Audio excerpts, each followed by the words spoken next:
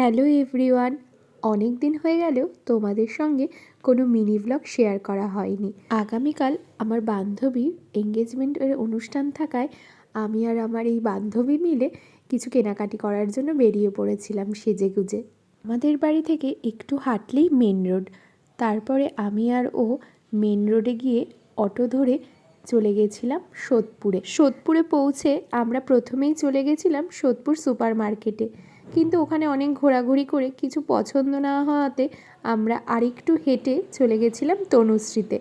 ওখানে বিভিন্ন রকম ব্লাউজের কালেকশন ছিল। আমি বিয়ে বাড়িতে যেই জামাটা পরবো তার সঙ্গে আমার একটা ডিজাইনার ব্লাউজের দরকার ছিল, তো ওখানে আমি অনেকগুলো ব্লাউজ ঘাটাঘাটি করে এই ব্লাউজটা চুজ করেছিলাম। কেনাকাটিও অলমোস্ট হয়ে গেছিলো, তাই আমরা হাঁটছিলাম বাড়ির পথে। হাঁটতে হাঁটতেই সোদপুর স্টেশনের কাছে এই সুন্দর নার্সারিটা দেখে দাঁড়িয়ে পড়লাম।